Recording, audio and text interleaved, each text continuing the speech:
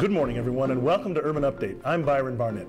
On the show today, a 10-year-old fourth-grade animal rights advocate who is determined to show kids her age that lawmakers do listen and that kids can make a difference. That's later on. Also, Friends of the Children Boston and their Achievers Entrepreneur Business Plan competition. We'll have the executive director and a representative of this year's winning team. But up first, the city of Boston is at a key moment in time. The increased economic development coupled with a growing population that is more diverse than ever before has put the issue of race relations at the forefront again. Earlier this year, Mayor Marty Walsh announced a bold partnership with the Hyams Foundation to launch a series of race dialogues in Boston, neighborhoods to address the systemic racism and the need to work toward racial equality. Now, here to tell us more about this partnership is Boston Mayor Marty Walsh. Welcome. And Hyams Foundation Executive Director Jocelyn Sargent. Welcome to Urban Update, both of you. Thanks for coming in. Thanks for coming back, Mayor. Thanks for having us. Always good to talk to you.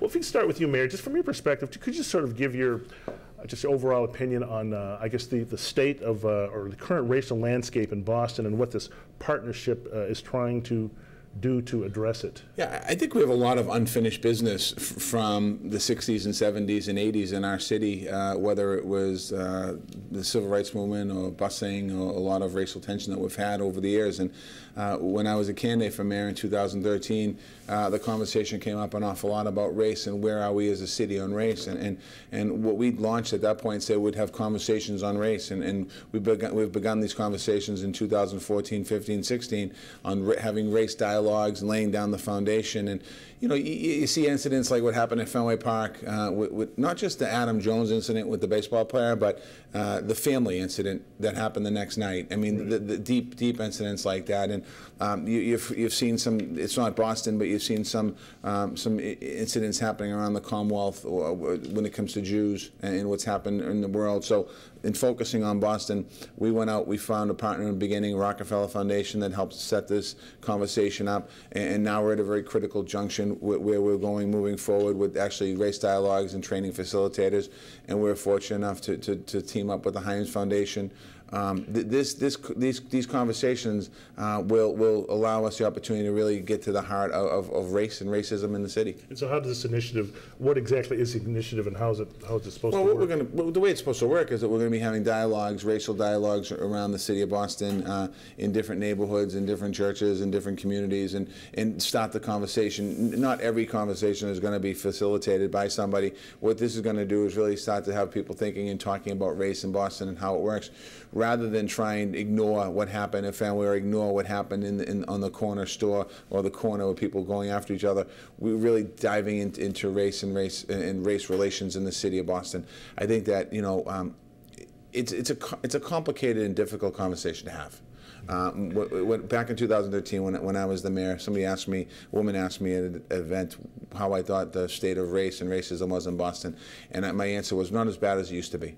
That wasn't sufficient for her, nor was it not sufficient for when I took a deep look inside to say what did I mean by that. So it really is about moving the dialogue forward and tackling the issue of racism and systemic racism in our city. Now, Jocelyn Sargent, talk to me about, I guess, the role that the Hyams Foundation will be playing in this partnership.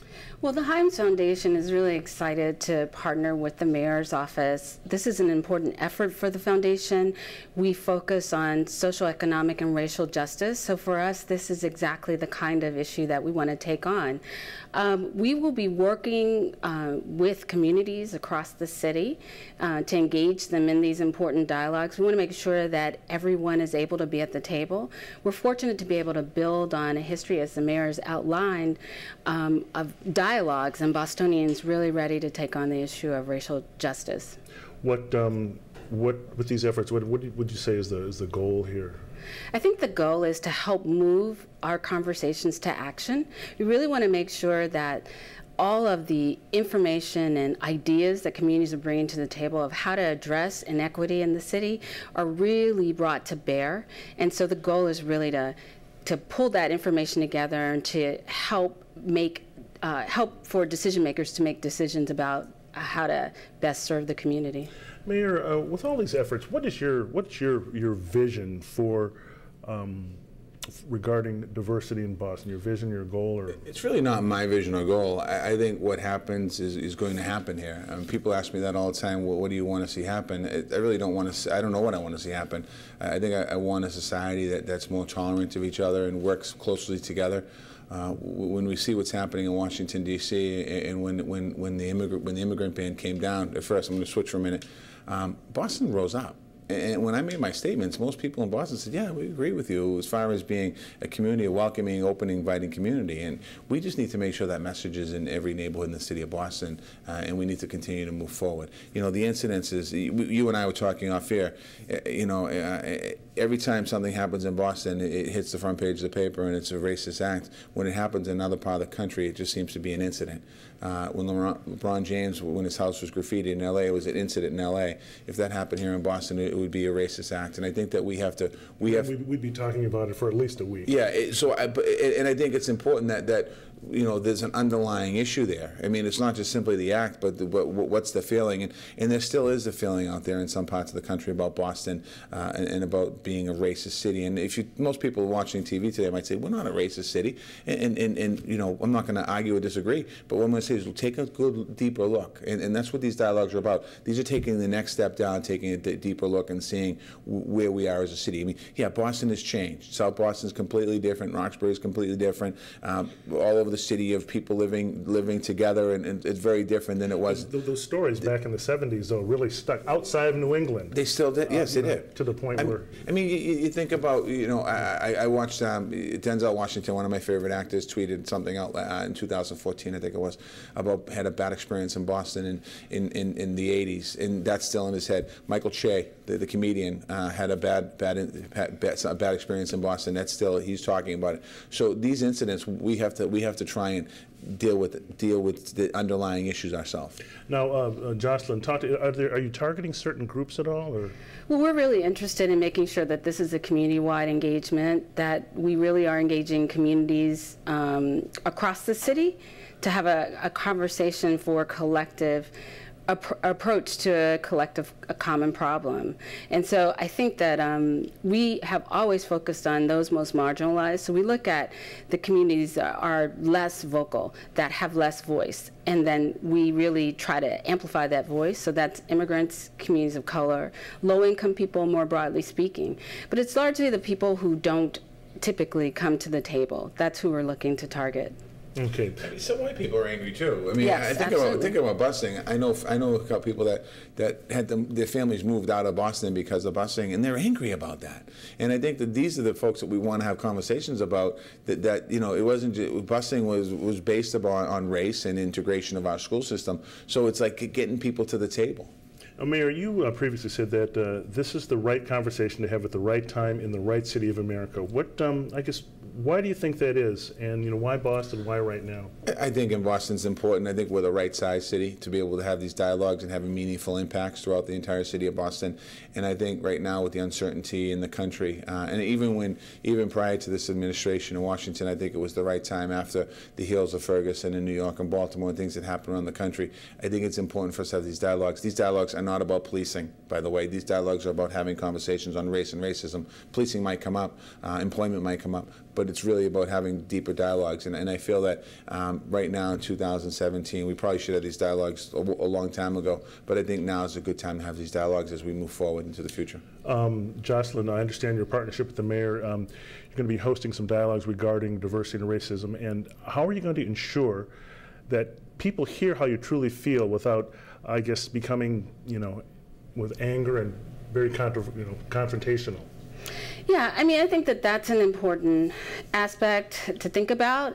I do feel that we are ready to confront the issue of racial inequity, and I think the city has a long tradition of doing that, going back to William Monroe Trotter. So I feel like that there is the urgency and the need to go ahead and take on those difficult conversations. Okay. Mayor, I guess, how do you want people to get involved? How can people get involved? Whether you're just a citizen, you're a business, you're just a regular person? You can go to the City of Boston website, cityboston.gov, and look up the racial dialogues that are on, race dialogues that are on there. What I'd say is once these facilitators are trained, I'm thinking in the next couple of weeks we'll have them trained. If you want to have a race dialogue in your community, in your establishment, let us know. We're going to be looking at community centers. We're going to be looking at places of work. I spoke to the Chamber of Commerce back last October about race and opportunities to present opportunities. So in your place of employment, really have these dialogues. I think people don't fully understand some of the words, some of the language that's used around race and racism, and I think that these dialogues are going to help us get to that point. And one question for both of you, I guess, what attitude, what frame of mind do you want people to come to these discussions with? However they want. I mean, I think you can't tell people to go in and behave yourself if you disagree. I mean, the dialogues are for people that go in there might disagree on a point. I mean, the word people talk about this a lot, white privilege. What does that mean? Some people might have two different views of what that is. Some people don't even know what that is. But have the dialogue through it, because that's what the dialogue's all about. Jocelyn? And I think we're prepared to hear what people have to say. I mean, I think people have a lot of feelings, as the mayor has pointed out. There's a history of inequity, and from all communities in the city have a point. And what I really would love to see is that we are able to put out on the table what our issues are, but come together for a solution. Because I think that's what Boston really is looking for, is a solution. Okay, we could keep going, but we'll have to leave it right there. Jocelyn Sargent and Boston Mayor Marty Walsh, thanks for coming in. Good luck with the talks, and let's hope they're productive. Maybe we can have one on TV here. Okay, anytime. The invitation is always welcome. Okay, in just a few minutes, 25 middle and high school youths compete in a business plan competition. All the details right here on Urban Update. Stay with us. We'll be right back.